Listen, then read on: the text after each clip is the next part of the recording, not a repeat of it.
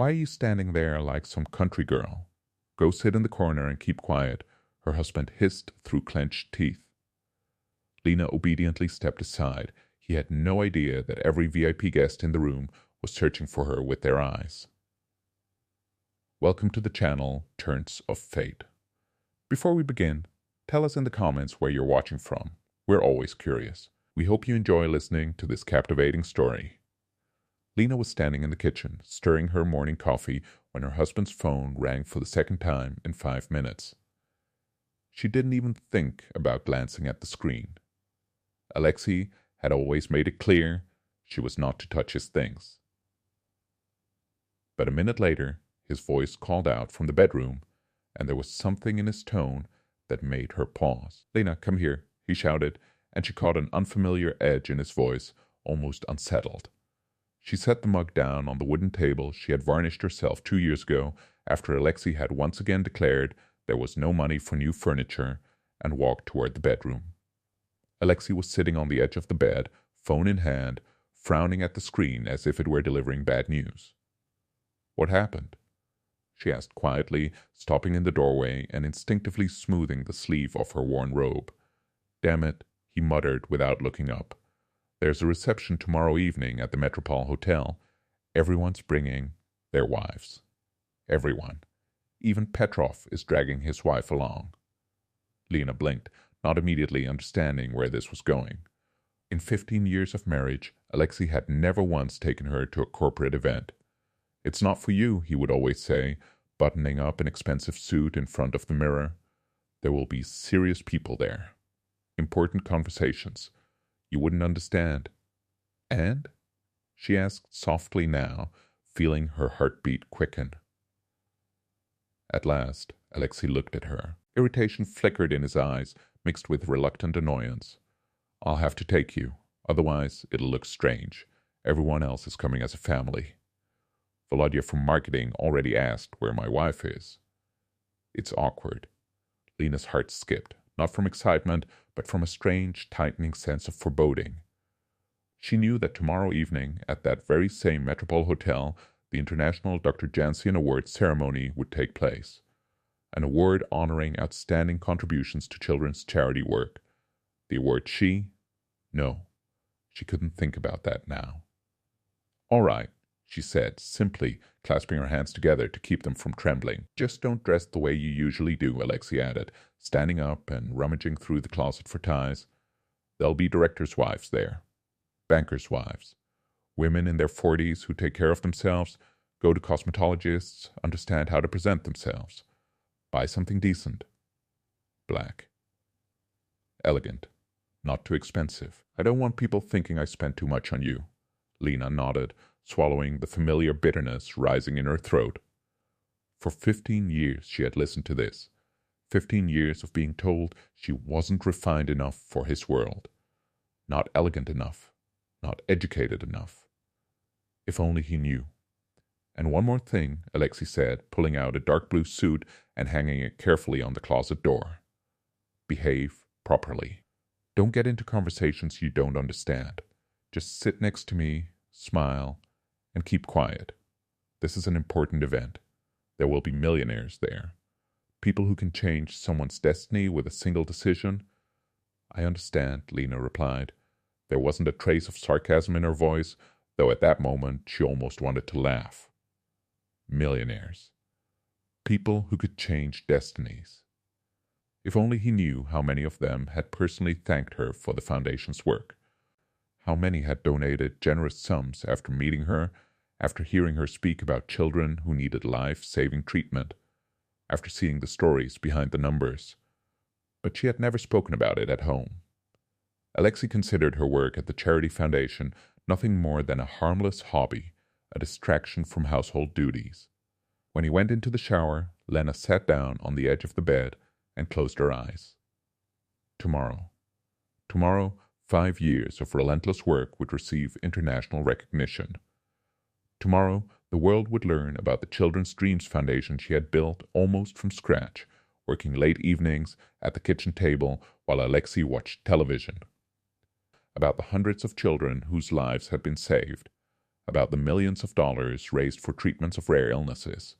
And tomorrow, sitting beside her, would be the man who believed she was a burden. Lena opened her eyes and looked at her reflection in the mirror across the room. Simple home clothes, hair tied back in a careless ponytail with an elastic she had once picked up from a playground. The tired eyes of a 42-year-old woman who had slowly dissolved herself into someone else's ambitions and someone else's dreams. But tomorrow, everything would change. She rose and walked to the window. A fine October drizzle streaked the glass like silent tears. Outside, the courtyard of aging apartment buildings lay quiet. The small playground with peeling swings where she had once imagined walking with her own children. Children they never had. Alexei had always found reasons to postpone that, too. How many times had she stood at this very window, crying after another humiliation? After another "you don't understand," or "that's not your level." The sound of running water came from the bathroom. Alexei was showering, preparing for an ordinary workday, an ordinary routine. He hadn't even asked whether she had plans tomorrow, whether something important might be happening in her life. He had simply stated it as a fact. "I'll have to take you." Lena picked up her phone and opened the message. Several unread emails from colleagues at the foundation filled the screen, bursting with excitement and congratulations. "Tomorrow is your triumph," Marina had written, her deputy and the only friend who knew the full truth about Lena's family life. "At last, the world will see who you really are." Another message came from Viktor Petrovich, the chairman of the board. "Lena, tomorrow every journalist will be writing about you. Prepare yourself for the spotlight, if only they knew."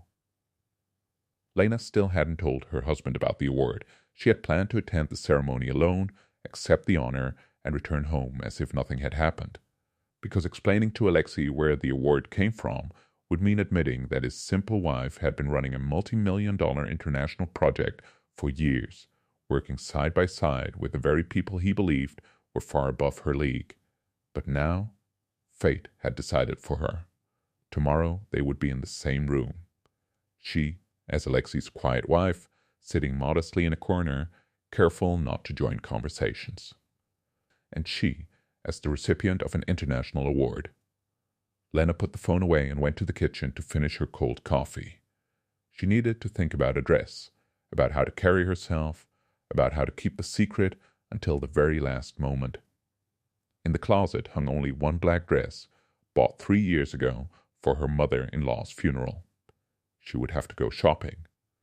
And even more important, she had to decide what to do after everything was revealed, after Alexei learned the truth about the woman he had lived with for 15 years. Outside, the rain grew heavier. Lena felt certain that tomorrow the sun would shine. She had always sensed changes in the weather. And now she could feel something else just as clearly. Tomorrow night would change her life forever. She stood in front of the mirror at the Elegance Beauty Salon, trying to ignore the whispers behind her. She had come early in the morning, hoping to avoid familiar faces, but destiny had other plans. "You should book in advance," the receptionist said, a young woman with bright, polished nails, giving Lena an appraising look. "Everyone wants to look their best before the reception at the Metropole tonight. It's a major event. Even Boris Nikitich Volkov, the State Duma deputy, will be there." Lena nodded and walked to the stylist's chair. In the mirror, she saw her reflection, a simple coat from a second-hand shop, an old handbag she had repaired with glue a year ago. Around her sat women in expensive fur coats, chatting about the evening's reception. "My Vitali says all the important people in the city will be there," a blonde in a mink coat said while getting her manicure.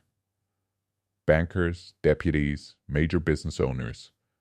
Just imagine the connections you could make. "Have you seen the wife of that new manager?" A brunette with tight curls chimed in. "What's his name? Alexei. I heard he finally decided to bring her." First time ever. Lena froze. The stylist began brushing her hair, and she forced herself to breathe steadily. "Seriously?" the blonde asked, surprised. "What's she like?" "I've never seen her," the brunette replied dismissively. Just some ordinary housewife. Works somewhere in charity, like a volunteer or something. Vitaly says Alexei was always embarrassed to show her. The scissors clicked, trimming split ends. Lena watched her reflection in silence. I understand him, the woman in the fur coat sighed. Men with status need wives who match. If a woman doesn't take care of herself, doesn't grow. Exactly, the brunette agreed. My Vitaly always says, a wife is a man's reflection. The way she looks is how people treat him. The stylist, a slim girl barely 20, glanced at Lena's reflection with quiet sympathy. Are you going to the reception? She asked softly, pretending to focus on the haircut. Yes, Lena answered calmly. You have beautiful hair, the girl said sincerely. Natural color, thick and healthy. We'll style it, and you'll look very elegant. The whispering resumed behind her. I wonder what she'll wear, the brunette said, not even considering that Lena could hear. There will be millionaires' wives there. Take Tatiana Borisovna Kremneva, for example. Her gown is couture, and her jewelry is worth millions. Not an easy situation, the blonde replied. I can only imagine how she'll feel standing next to women like that. Lena closed her eyes. Tatiana Borisovna Kremneva, the wife of the owner of a major steel plant. 3 years ago, she had personally come to the foundation's office to deliver a check for 1 million rubles to fund treatment for children with cancer. She had cried while talking about her nephew, who had been saved thanks to the foundation's work. Lena Mikhailovna, you're an angel, Tatiana had said back then, hugging her tightly. Because of you, these children have a chance at life. And now these women were discussing how awkward Lena would feel standing beside someone like Tatiana Borisovna. You know, the blonde said, admiring her reflection, sometimes I feel sorry for women like that. They live in their tiny little world, thinking their work in some foundation really matters, when in reality, no one needs it. I agree, the brunette nodded. She'd be better off focusing on herself and supporting her husband. Lena opened her eyes and met her own gaze in the mirror. For a split second, something flickered there. Not shame, not doubt, but a quiet, rising storm. Tomorrow, in that glittering hall filled with powerful voices and flashing cameras, the truth would step into the light. And when it did, every whisper, every careless word would hang in the air like a challenge answered. Then, maybe, he would take her out in public more often. The stylist kept working on Lena's hair, occasionally throwing sympathetic glances her way. Lena noticed how the girl clearly wanted to say something in her defense, but didn't dare. And what could she possibly understand about business? The blonde went on.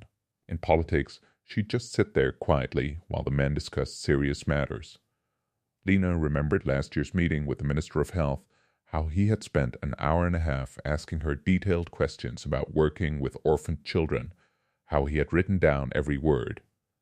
Your experience is priceless, he had said. We need specialists like you in government programs. Girls, maybe we should change the subject, the stylist finally said, unable to take it anymore. How about talking about something else?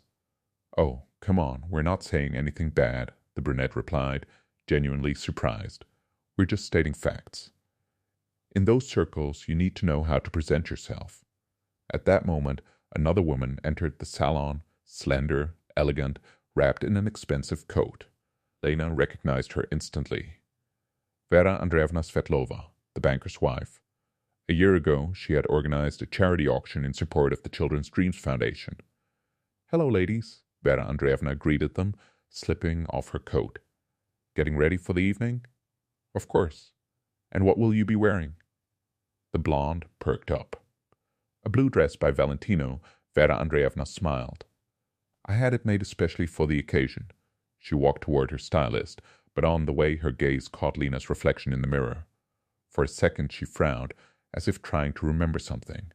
Excuse me, she said to Lena. I feel like we've met somewhere before. Lena's heart started pounding. I don't think so, she replied quietly. Vera Andreevna shrugged and moved on, but Lena noticed how she kept glancing at her out of the corner of her eye. "Your styling is done," the stylist announced, stepping back. Lena looked at herself in the mirror. The neat hairstyle truly transformed her. Her hair softly framed her face, and her eyes looked larger, more expressive.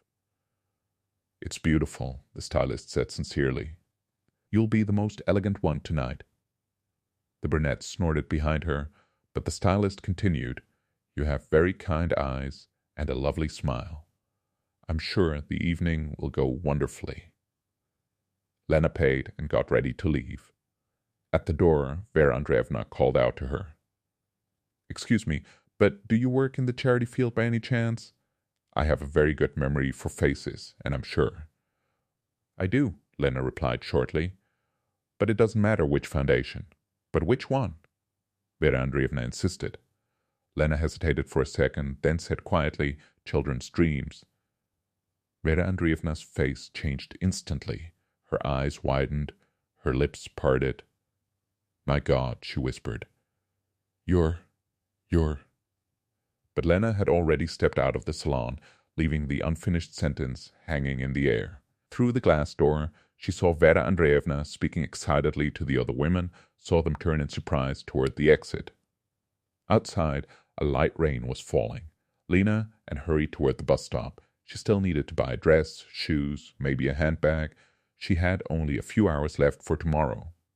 And there was one more question she had to decide. Should she tell Alexei the truth right now, or wait until tomorrow evening? Her phone vibrated in her pocket.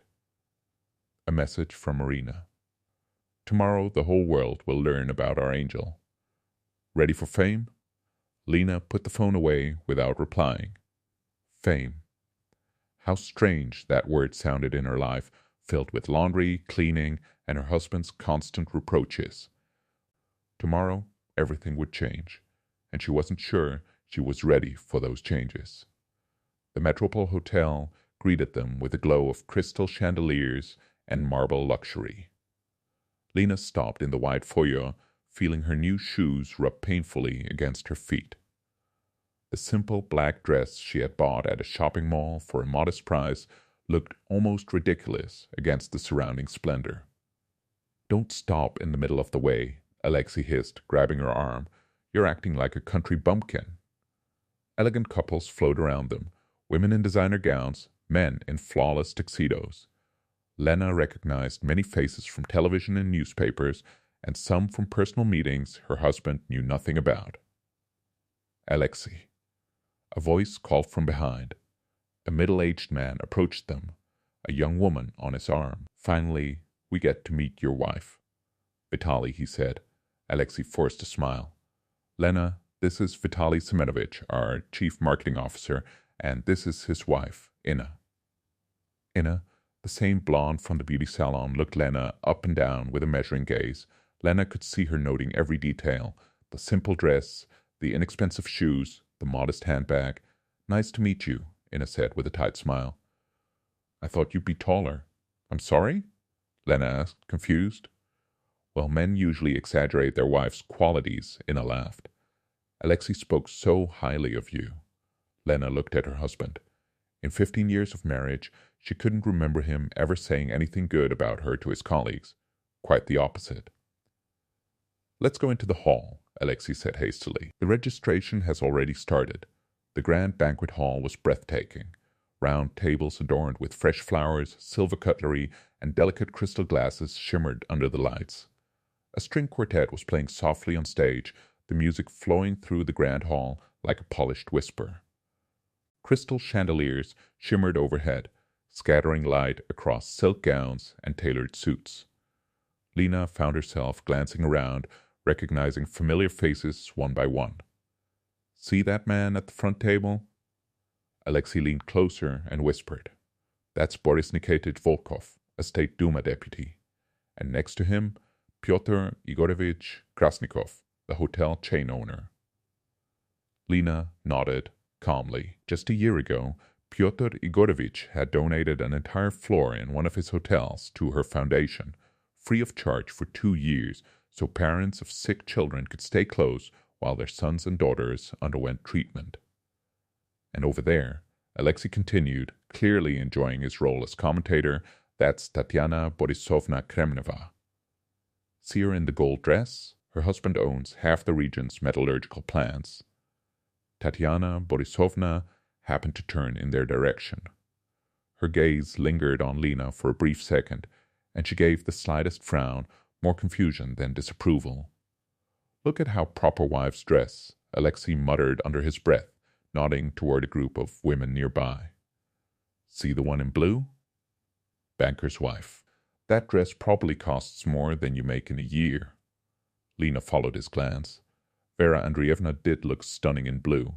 She was speaking animatedly with a few other women, occasionally glancing toward Lena as if waiting for the right moment to approach.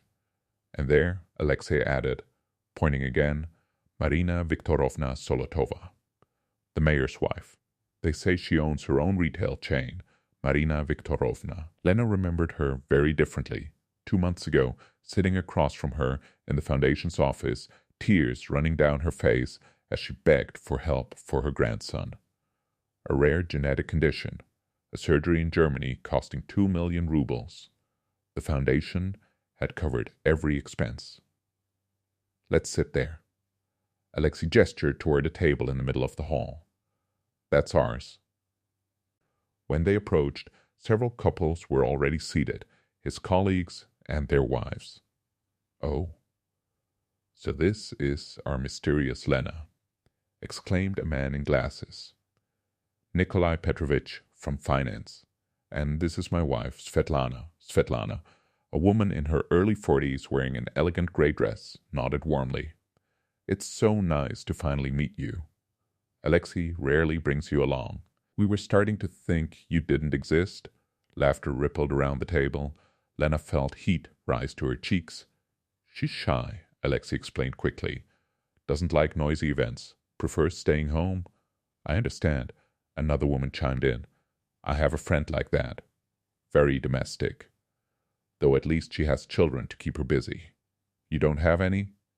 An awkward silence settled over the table. Lena tightened her grip on the napkin in her hands. "Not yet," she answered softly. "And do you work somewhere?" The woman pressed. "At a charitable foundation," Lena replied. "Oh, volunteering?" Nikolai Petrovich smiled indulgently. "Admirable. Though, of course, that's not exactly a real job. It's more of a hobby," Alexei added lightly. "Keeps her occupied." Lena lowered her eyes. Her phone vibrated in her pocket, most likely a message from her colleagues preparing for the award ceremony taking place in the adjacent hall. "What kind of foundation?" Svetlana asked. "For children," Lena said briefly, hoping the topic would end there. "I see," the woman nodded. "Collecting toys? Clothes? That sort of thing?" "Yes, something like that," Alexei cut in smoothly. "Let's not bore everyone with work talk." A waiter appeared with champagne. Lena accepted a glass, hoping the bubbles might steady the tightness in her chest. "Sit quietly," Alexei murmured when the others turned back to their discussion. "This isn't your level. They're talking about things you don't understand." The conversation shifted to the country's economic climate. Exchange rates, new tax initiatives, the impact of sanctions on business. And take charity, for example, Nikolai Petrovich said, leaning back in his chair. "It's fashionable now. Wealthy people donate money to ease their conscience. But what's the point? Half the funds usually disappear into organizers' pockets." Lena lifted her head sharply. "I'm sorry, but that's not true," she said. Silence fell over the table. Alexei shot her a warning look. "Oh?" Nikolai Petrovich raised an eyebrow. "Reputable foundations publish reports for every dollar spent," Lena replied steadily. "They have boards of trustees, independent auditors." "Lena?" Alexei interrupted quietly but firmly. "Nikolai Petrovich knows what he's talking about." "No, I'm curious," Nikolai Petrovich said, now intrigued. "Where does such confidence come from?" Lena felt her pulse quicken. At the neighboring tables sat people who knew her in a completely different light. It would take just one careless word. "I read," she said quietly. She reads. Alexei smirked. Very well read, my wife. Though theory and practice are different things. Of course, Nikolai Petrovich agreed. The real world isn't as polished as articles make it seem. Lena gripped her champagne glass so tightly her knuckles turned white. At the next table sat Viktor Petrovich Danilov, chairman of her foundation's board of trustees. A man who had once told her, Lena Mikhailovna, thanks to you, we've already saved more than 100 children's lives. You're doing the impossible. And you know, Nikolai Petrovich continued, clearly enjoying himself, I recently read about one foundation. What was it called? Children's Dreams, I think? Raised millions for sick kids, and then it turned out half the money vanished. Lena stood up so abruptly her chair scraped loudly against the floor. The champagne glass tipped over, spilling across the white tablecloth. Excuse me, she whispered. And without another word, she walked quickly toward the exit, her heart pounding louder than the music from the stage. Lena. Alexei called after her, but she didn't turn around. Inside the ladies' room, she braced herself against the sink and tried to steady her breathing. The mirror reflected a pale face and trembling hands. For a moment, the noise of the reception faded, replaced by the rush of her pulse in her ears. A few minutes later, the door opened and Svetlana walked in.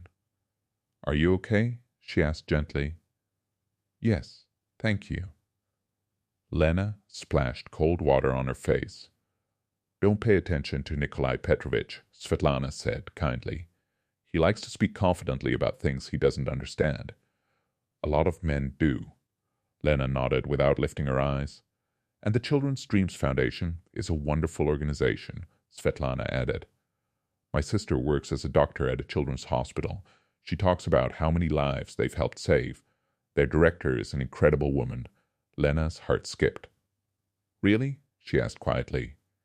Yes, they say she's a true professional. And most importantly, she's compassionate. She personally visits the children, knows every story. Lena Mikhailovna once. The door swung open sharply. Lena, what are you doing in here? Let's go. They're about to announce the start of the formal program. Svetlana looked at Alexei, then at Lena, surprised. See you at the table, she said softly before leaving. Alexei closed the door and turned to his wife. What was that? He demanded. Why did you jump into that conversation? I told you to sit quietly. He was saying things about my foundation that weren't true, Lena replied calmly. Your foundation? Alexei scoffed. You shuffle paperwork there for pennies. It's not your foundation. Lena held his gaze for a long moment. You're right, she said softly. Let's go back. They returned to the hall just as the host stepped onto the stage.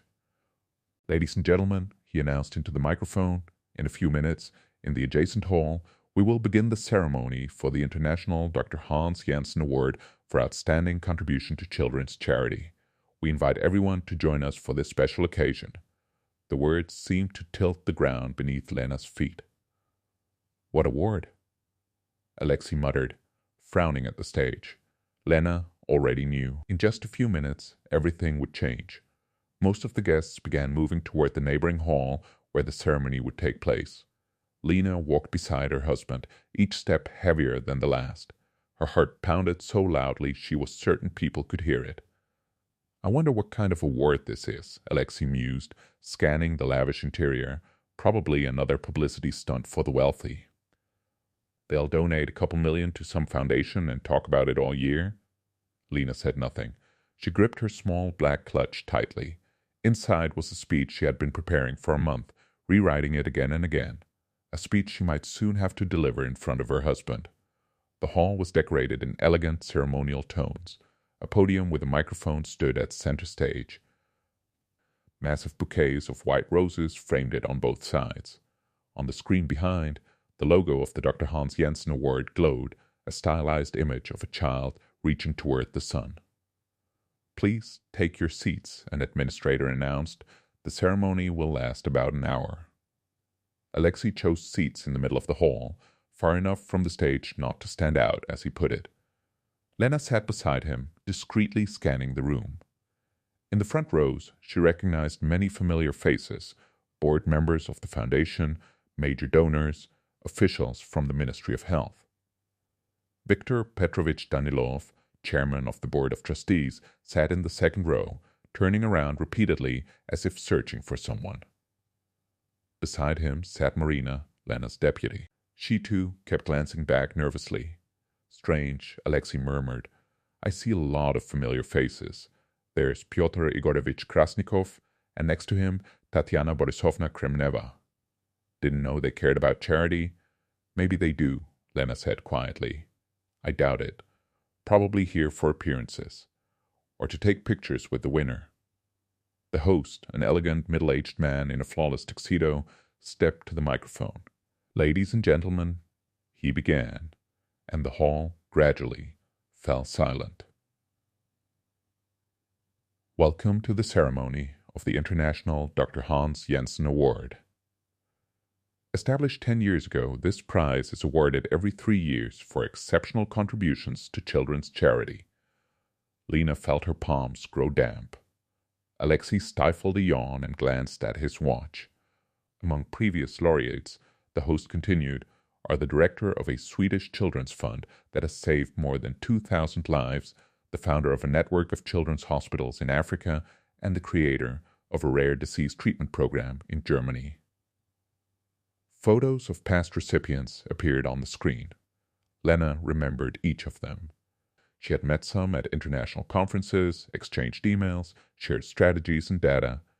And this year, the host said, lifting a gold envelope, the jury reviewed 43 candidates from 20 countries and unanimously chose to honor an individual whose work has saved more than 500 children in the past 5 years.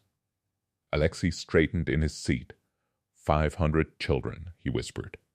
That's impressive. Lena's breath caught.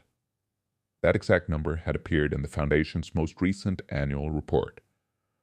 The laureate, the host continued, has created a unique system for fundraising and organizing treatment for children with rare diseases, an innovative model now being adopted internationally.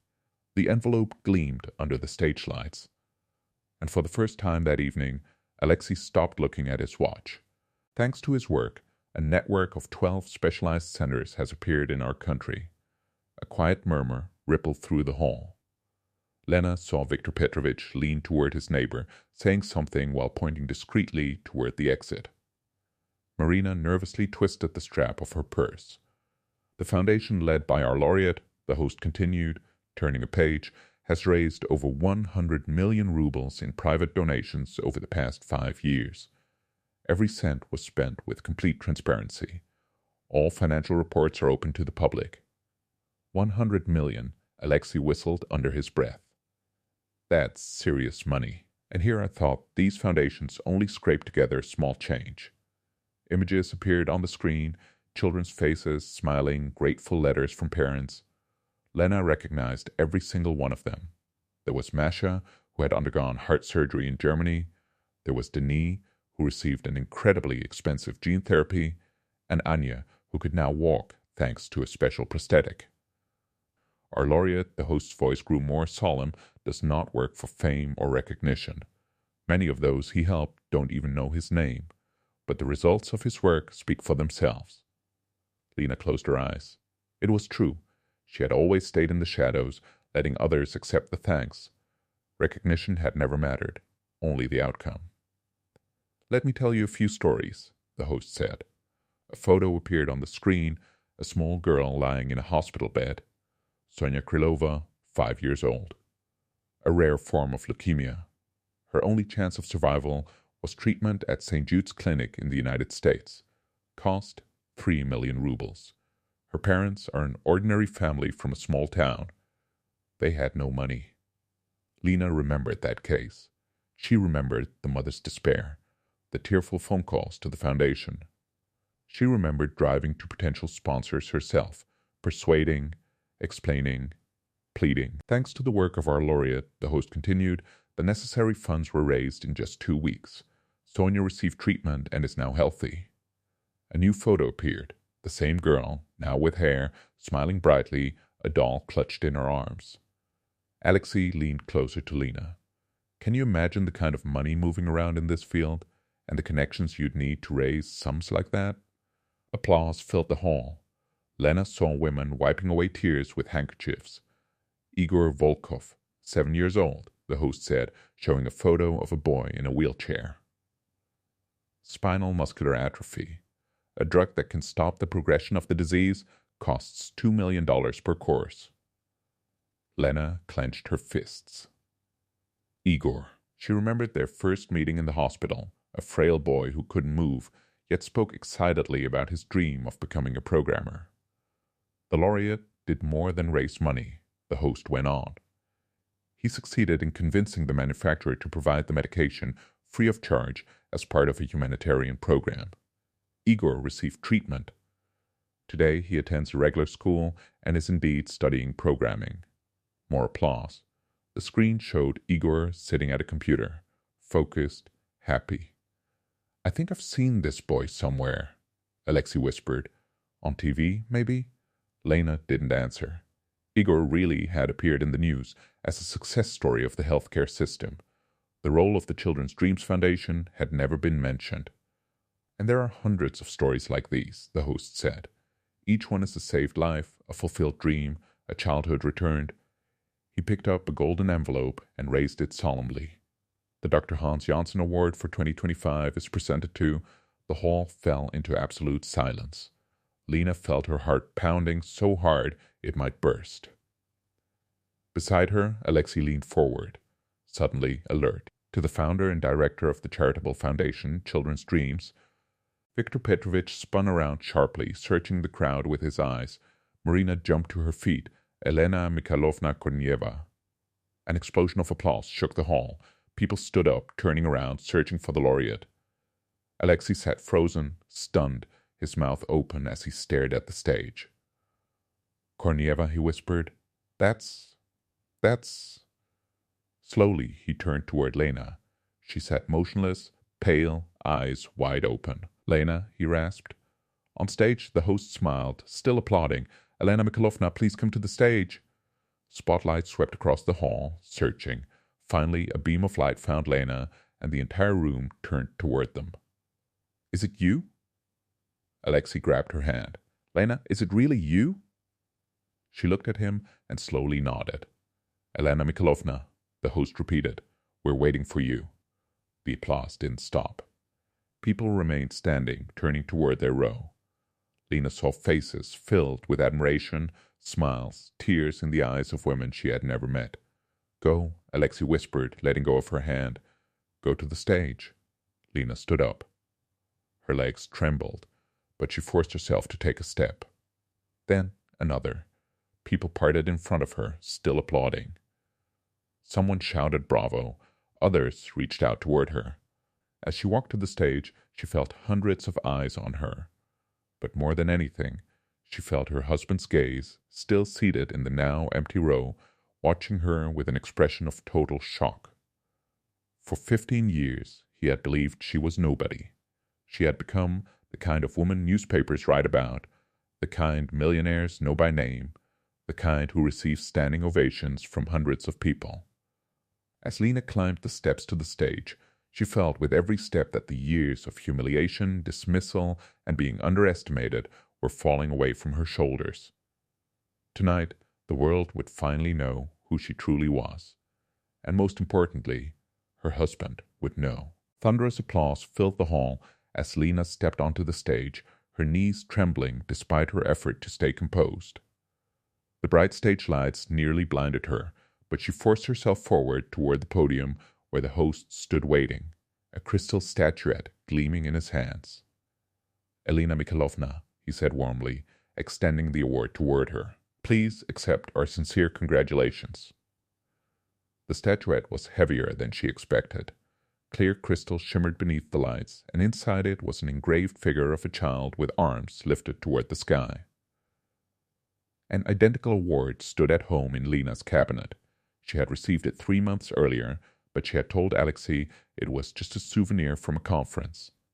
"Thank you," she whispered into the microphone.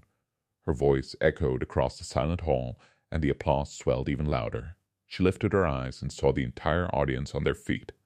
In the front row, Viktor Petrovich wiped tears from his face with a handkerchief. Beside him, Marina was openly crying. Farther back were trustees of the foundation, doctors she had worked alongside, and parents of children whose lives had been saved. And there, in the middle of the hall, sat Alexei, alone among several empty seats. His face was pale, his expression was frozen in complete shock. Elena Mikhailovna, the host said gently when the applause finally softened, "Would you like to say a few words to our guests?" Lena stepped closer to the microphone. In the pocket of her dress was a carefully prepared speech, but she suddenly understood she would not be using it. 5 years ago, she began, her voice trembling, I was an ordinary housewife. My husband believed I was a failure. He said I wasn't capable of anything. The hall fell into absolute silence. Lena saw Alexei shrink into his seat. I didn't work. I had no personal income. I wasn't involved in public life. And I truly felt like I was nobody. She paused, steadying herself. Then, one day, I saw a story online about a little girl who needed urgent surgery. Her parents didn't have the money. A photograph appeared on the large screen behind her, the first child helped by the Children's Dreams Foundation. A blonde little girl with enormous, sad eyes. I couldn't just scroll past it, Lena continued. I created a group on social media and started raising funds. I thought, if we collect even a small amount, that would already be something. She glanced at Alexei. He sat motionless, staring at her. In 1 week, people donated 2 million rubles. Complete strangers. They gave simply because they believed in what we were trying to do. Applause rolled through the hall. Lena waited until it quieted. That's how the Children's Dreams Foundation was born. At first, it was just me and an old computer in the kitchen. I worked at night while my husband slept. I studied medical documents, searched for clinics, negotiated with doctors. Soft sobs could be heard throughout the audience.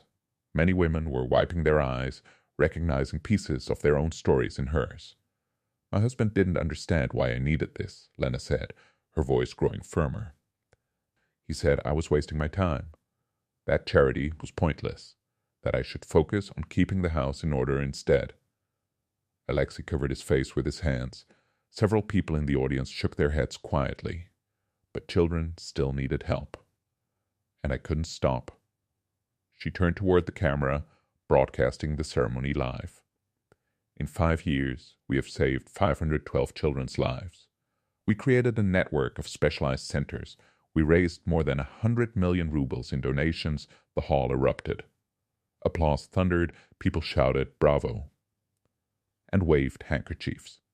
In the front row, an elegant woman in a gold gown stood up.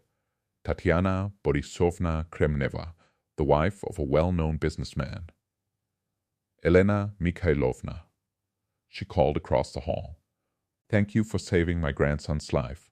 Others rose after her. You saved my daughter.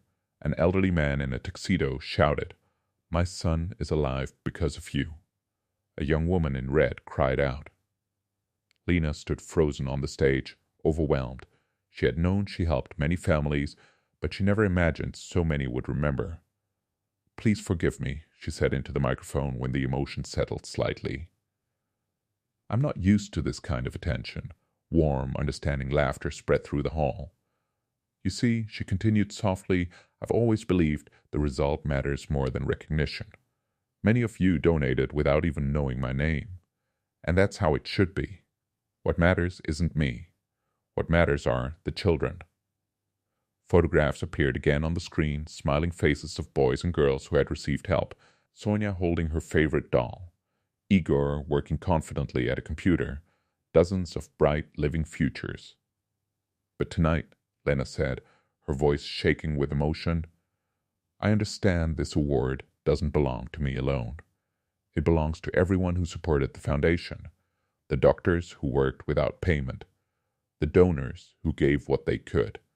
The volunteers who gave their time. The applause would not stop. Lena saw Marina crying openly. Viktor Petrovich was proudly telling someone beside him, pointing toward the stage. And all these years, Lena said slowly, looking directly at her husband, there was someone beside me who did not believe in what I was doing. Someone who thought my work was useless. Alexei seemed to sink deeper into his seat, as if trying to disappear. But tonight, under the blazing lights and before hundreds of witnesses, the truth stood taller than doubt ever could. But you know what? Lena smiled, her eyes shining with something stronger than pride. It didn't break me. On the contrary, it made me stronger. Because I wasn't working for recognition from those close to me, I was working for the children. The hall erupted into applause. People rose to their feet, cheering words that blurred together but carried unmistakable admiration. The sound rolled through the room like thunder, powerful and overwhelming. In that moment, Lena noticed Alexei standing up and heading toward the exit. But before he could disappear, his path was blocked by a man in an impeccably tailored suit, Pyotr Igorovich Krasnikov, the well-known owner of a luxury hotel chain. "Excuse me," he said loudly enough for several nearby rows to hear. "You're Elena Mikhailovna's husband, aren't you?" Alexei nodded, clearly eager to leave. "Allow me to shake your hand." Pyotr Igorovich extended his palm. "You're married to an extraordinary woman, a true angel." "Yes, of course," Alexei muttered, reluctantly accepting the handshake. "I've been donating to the foundation for 3 years," Pyotr Igorovich continued. "Elena Mikhailovna is simply remarkable. How did you manage to find such a wife?" Alexei opened his mouth, but no words came. A few more people paused nearby, drawn in by the conversation. "You must be incredibly proud," said an elegant middle-aged woman. "Your wife is a national treasure." "Tell us," another man added with curiosity, "is she just as modest at home, or does she ever talk about her achievements?" Alexei's face grew paler by the second. From the stage, Lena saw it all. For the first time in his life, he was standing in a situation where his value wasn't defined by his own accomplishments, but by the fact that he was the husband of a celebrated woman. "Excuse me," he finally managed. "I need to step out.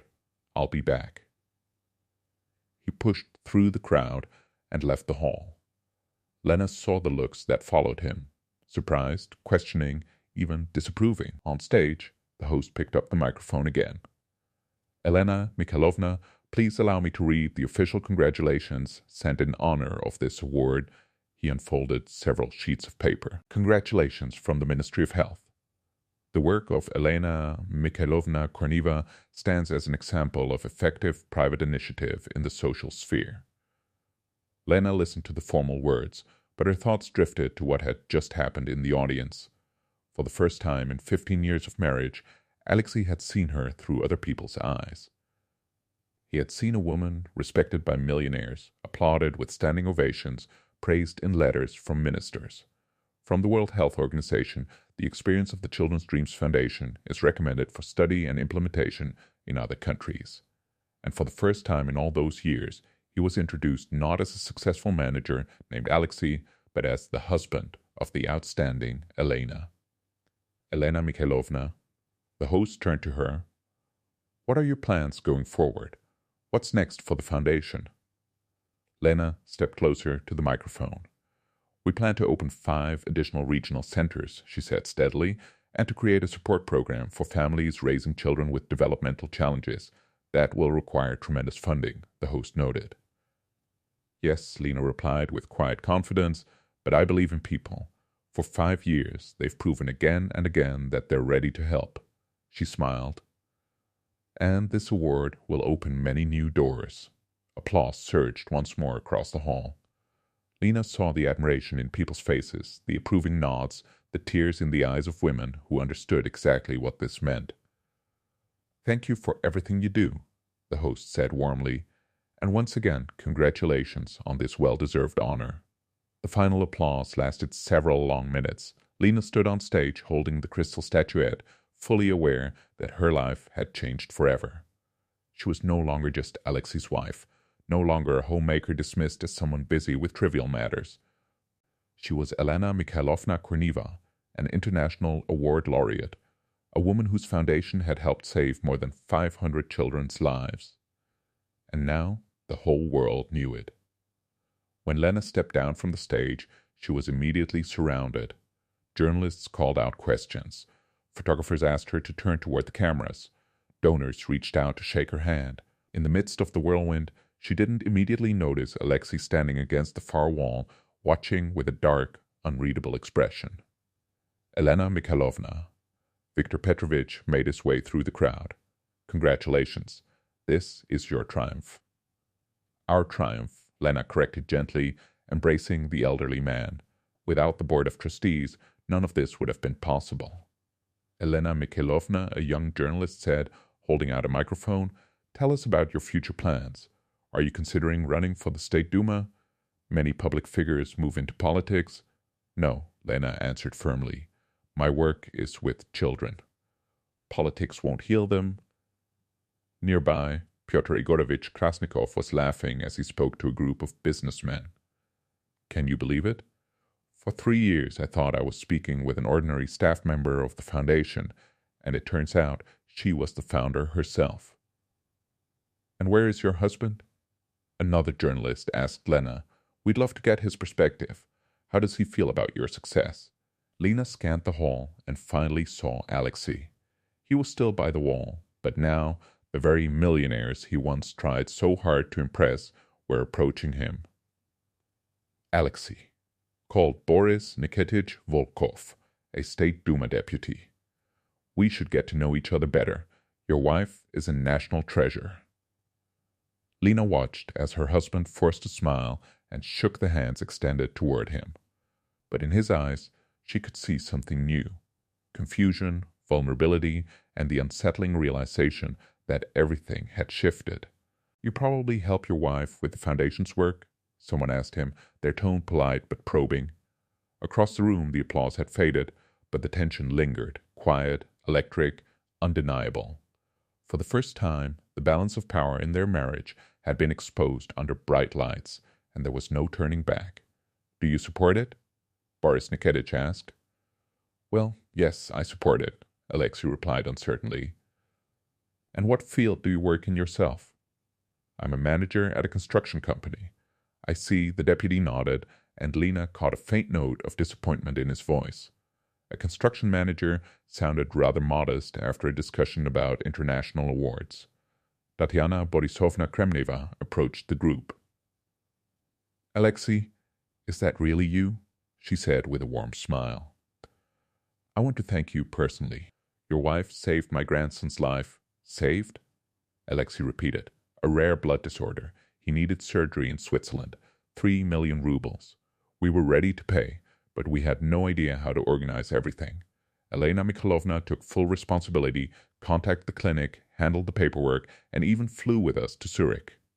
Alexei went pale. "She flew to Zurich?" "Of course," Tatiana Borisovna said. 2 years ago. "She spent an entire week with us." She looked at him in surprise.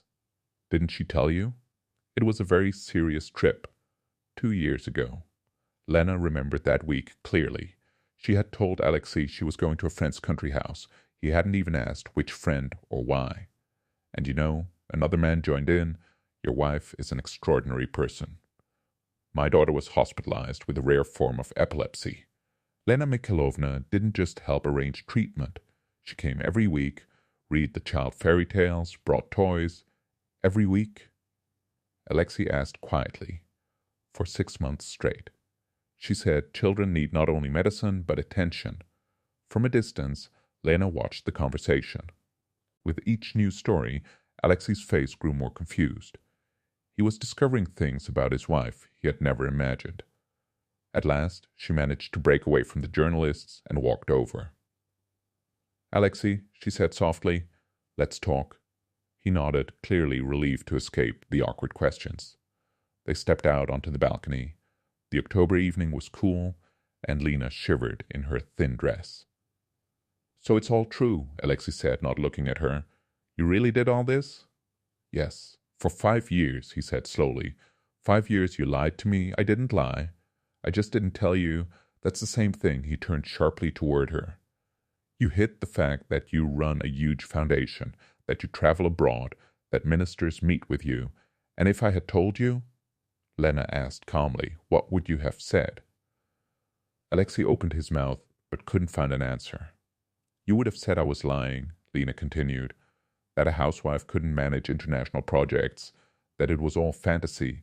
I would have supported you, like you supported me all these years.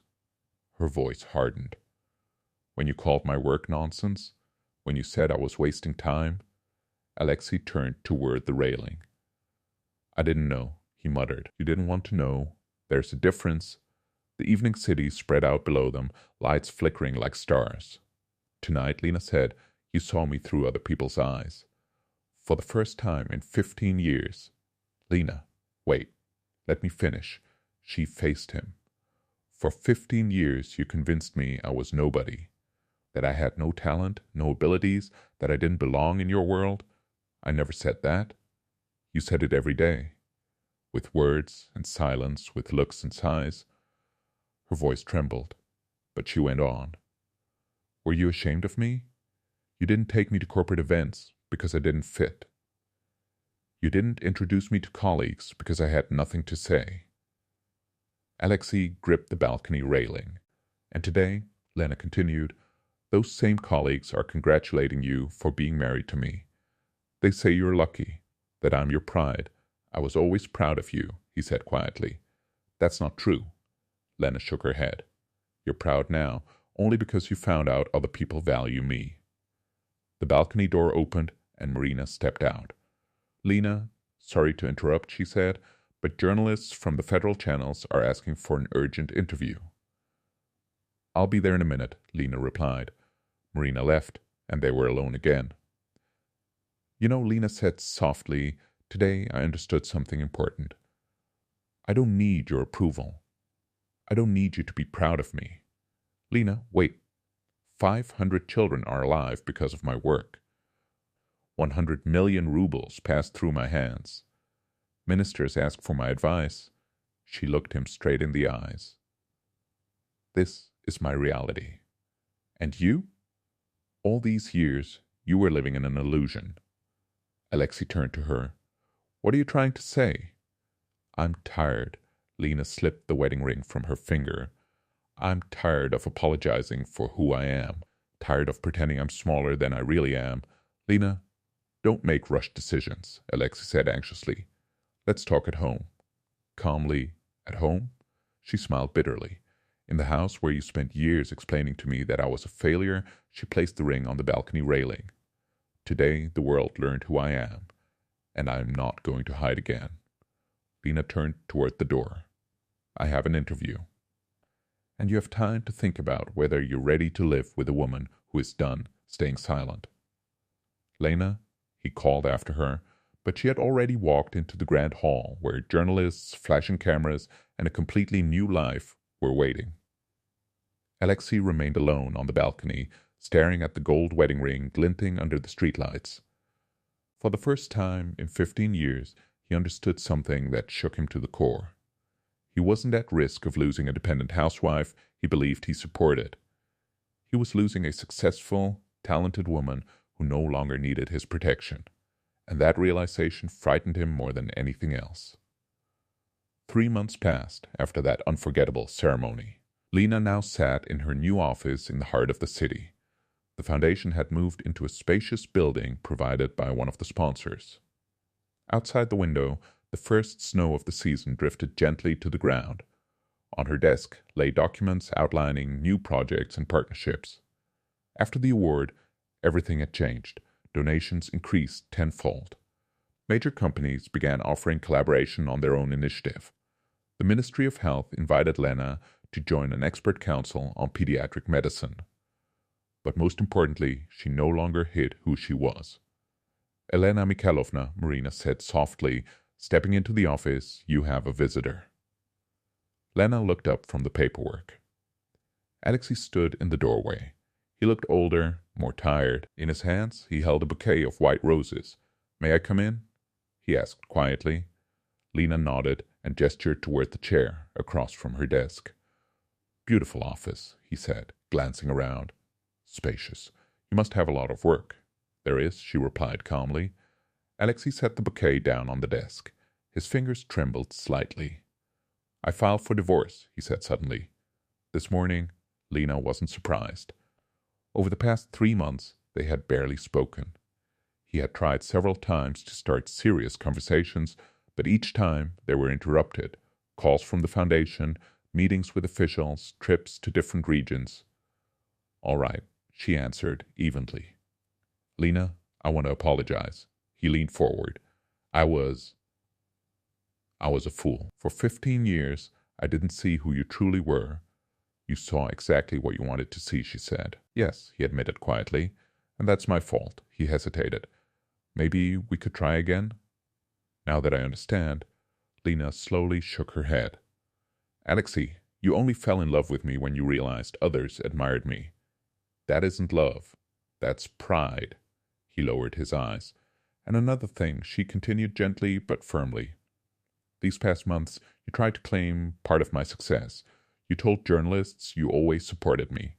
You told your colleagues you knew about my talents. I was proud of you, he muttered. You were proud of yourself, she corrected him, for being married to someone well known. Alexei stood and walked to the window. What happens now? He asked quietly. Now we live separate lives. You'll find a woman who admires your achievements, and I'll continue doing what I love.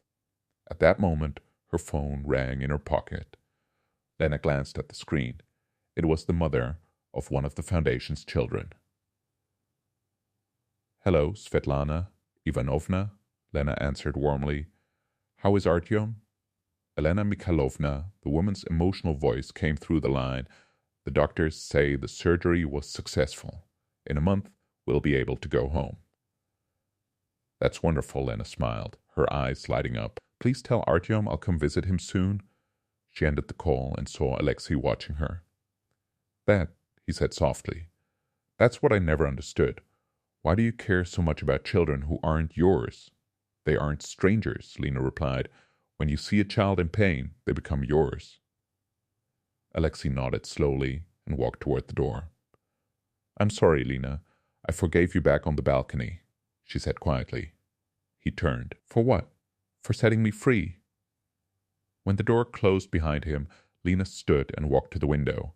Snowflakes swirled outside and lights flickered on in neighboring buildings. A new year was approaching. New plans. New children who would need help. She looked at her hand. Where she had worn her wedding ring for 15 years, a faint mark remained. But with each passing day, it grew lighter, just like the memory of the woman who once sat at home believing she was incapable of anything more. On her desk lay a letter from UNICEF inviting her to lead an international program supporting children in developing countries. She hadn't responded yet. Now she had time to think, time to decide which direction to move next, time to live the life she truly deserved. Lena picked up her pen and began writing her reply. Outside, the snow continued to fall, promising a quiet, powerful new beginning.